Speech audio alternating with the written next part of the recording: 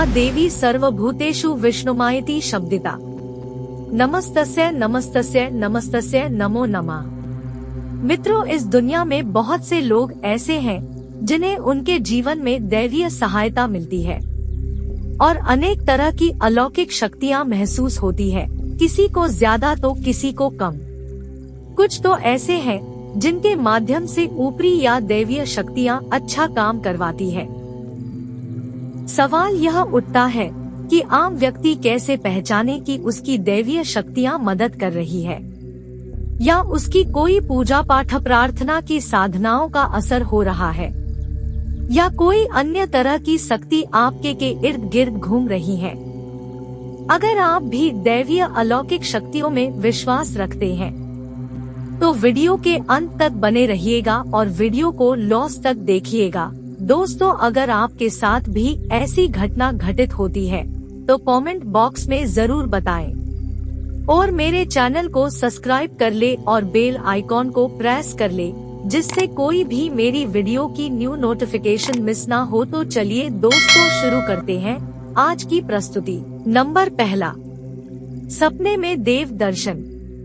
यदि आपको बारंबार मंदिर या किसी देव स्थान के ही सपने आते रहते हैं या आपको सपने में देवी देवता के स्थान दिखाई देते हैं या सपने में आप आसमान में ही उड़ते रहते हैं या सपने में आप देवी देवताओं से वार्तालाप करते रहते हैं, तो आप समझ जाइए कि दैवीय शक्तियां आप पर मेहरबान है। द्वितीय, अच्छा चरित्र। शास्त्र कहते हैं कि दैवीय शक्तियां सिर्फ उसकी ही मदद करती है जो दूसरों के दुख को समझता है, जो इंसान किसी के दुख दर्द में उसके साथ खड़ा रहता है, जो बुराइयों से दूर रहता है, जो नकारात्मक विचारों से दूर रहता है, जो नियमित अपने इष्ट की आराधना करता है, पूजा पाठ करता है या जो पुण्य के काम में लगा हुआ है।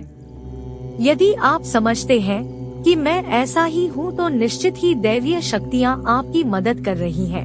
आपको बस थोड़ा सा इस बात पर ध्यान देने की जरूरत है कि आप अच्छे मार्ग पर हैं और आपको ऊपरी शक्तियाँ देख रही हैं। तृतीय, ब्रह्मा मुहूर्त। विद्वान लोग कहते हैं कि यदि आपकी आंखें प्रतिदिन ब्रह्मा मुहूर्त में अर्थात रात्रि 3 से 5 के बीच अचानक ही खुल जाती है तो आप समझ जाएं कि दैवीय शक्तियां आपके साथ है, क्योंकि यही वह समय होता है जब देवता लोग जागृत रहते हैं और कई तरह की अलौकिक शक्तियां जागृत होती है। यदि आप अपने बचपन से लेकर जवानी तक इस समय के बीच उठते रहे हैं तो समझ जाएं कि दैवीय शक्तियां आपके माध्यम से कुछ करवाना चाहती है या आपको एक अच्छी आत्मा समझकर यह संकेत दे रही है कि अब उठ जाओ। यह जीवन सोने के लिए नहीं है, आपको दुनिया में बहुत कुछ करना है। यह भी कहा जाता है कि सत्व गुण प्रधान लोग इस काल में स्वतः ही उठ जाते हैं। आयुर्वेद के अनुसार भी इस समय बहने वाली वायु को अमृत तुल्य कहा गया है। यह अमृत वेला होती है। कहते हैं कि इस काल में दुनिया के मात्र 17% लोगों की ही नींद खुलती है।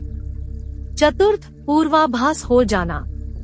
यदि आपको आने वाली घटनाओं का पहले से ही ज्ञान हो जाता है, आपको पहले से लगने लगता है आज मेरे साथ कुछ गलत होने वाला है या आपको पूर्वाभास हो जाता है, तो आप समझ जाइए कि दैवीय शक्तियों की आप पर कृपा है और आपको वो घटना घटित होने का संकेत दे रही है।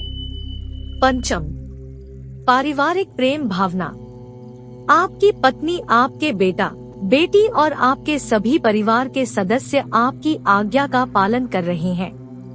वे सभी आपसे प्यार करते हैं एवं आप भी उनसे प्यार कर रहे हैं, तो आप समझ जाइए कि दैवीय शक्तियाँ आपसे प्रसन्न है। नंबर 6, भाग्य से भी तेज।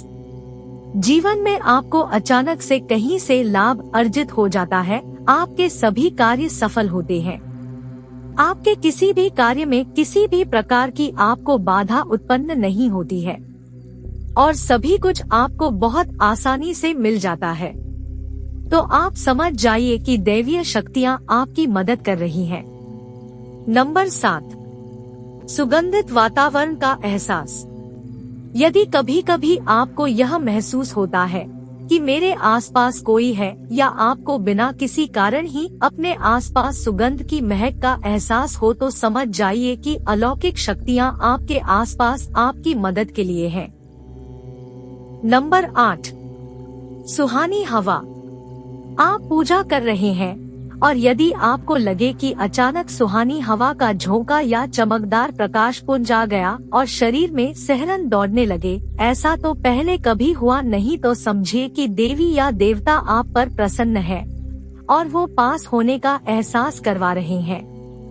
नंबर 9, ठंडी हवा का घेरा।